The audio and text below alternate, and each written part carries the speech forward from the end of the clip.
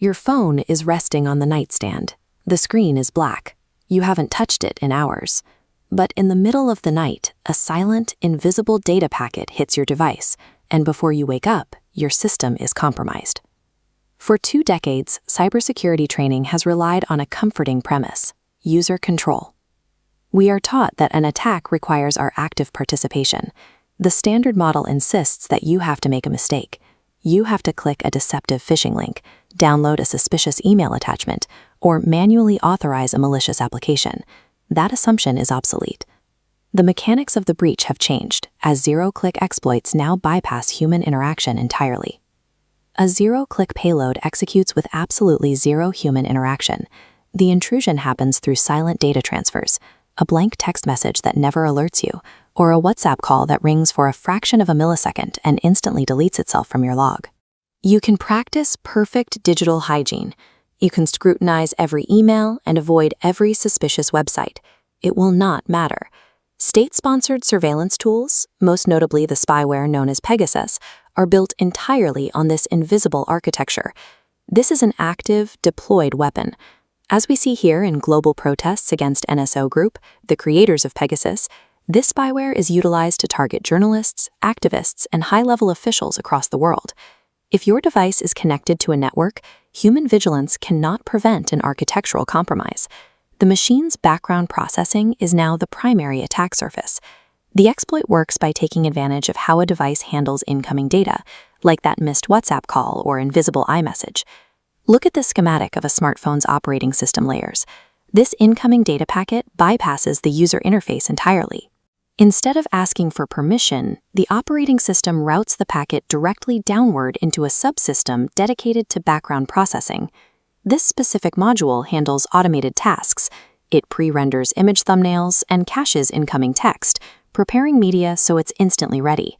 Crucially, this subsystem unpacks complex data structures completely on its own, without waiting for human authorization. Tech companies spend billions engineering a seamless user experience. Your device automatically preloads data so it feels incredibly fast. The zero-click payload exploits this exact mechanism. The malicious code hides inside these automated preloading data packets. The attack triggers in a fraction of a millisecond.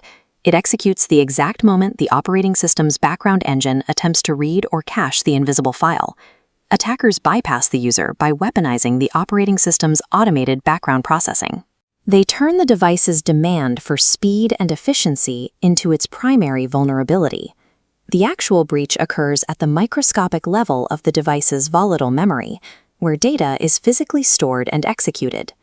This animated diagram represents a top-down view of device RAM. Notice the highlighted cluster. This is an allocated buffer, a rigid memory container assigned to hold a finite amount of incoming data. The zero-click payload arrives intentionally oversized. When the background processor attempts to read the file, the malicious data floods into the assigned buffer, immediately exceeding its physical capacity. The data violently overflows its designated container, spilling outward into the adjacent blocks of the memory grid. This adjacent space is not meant for temporary caching. It is highly sensitive executable memory, reserved exclusively for the operating system's core instructions. The spilled payload data overwrites those core instructions, directly inserting its own malicious code into the device's brain. In computer science, this chain reaction is defined as a memory buffer overflow. By hijacking the executable memory, the injected code instantly bypasses all standard root access controls. A microscopic spatial violation in the RAM achieves total system compromise. The invisible file now possesses the exact same privileges as the device's own operating system. Root access grants the attacker absolute control. They can silently activate your microphone, turn on your camera, and track your GPS in real time. It addresses a persistent paradox: how a compromised phone reads messages protected by unbreakable end-to-end encryption. Look at this split-screen data flow chart comparing standard encryption to the Pegasus exploit. On the left, standard encryption. Your keystrokes enter the app, get locked in a secure cryptographic box, and travel safely across the network. On the right, the reality of root access. Pegasus intercepts raw keystrokes directly from the keyboard driver, pulling the text before it ever reaches the messaging app. Zero-click exploits do not waste time trying to crack encryption algorithms mathematically. They bypass them entirely by reading the data at the source. Once the data is stolen, the payload faces its final challenge, remaining undetected by forensic analysts. To achieve this, the malicious code is designed to exist exclusively in volatile memory. It never writes a permanent file to the device's hard drive. Immediately after establishing a persistent network backdoor, the payload initiates a self-deletion protocol, wiping its own executable code from the RAM. By intercepting data before encryption and vanishing from memory, zero-click payloads secure total visibility with zero forensic footprint. This leaves us with a severe defensive problem.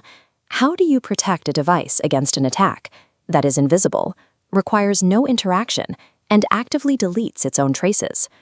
Traditional antivirus scans are useless because there is no persistent file to find. Instead, the defense must be entirely architectural. This brings us to the simplest daily mitigation habit recommended by cybersecurity experts, visualized here as an active memory grid. When you execute a hard reboot, you trigger a sweeping flush that instantly clears the RAM grid, resetting it to a blank state. Because these stealth exploits reside strictly in volatile RAM to avoid detection, a physical memory flush effectively kills the active injection. For high-risk targets, major hardware manufacturers have mobilized massive engineering resources to build software-level architectural defenses, like Apple's lockdown mode. Lockdown mode relies on brute force logic. It disables the device's automated background processing modules, closing the pathways zero-click payloads use to enter. This extreme security severely restricts the seamless user experience.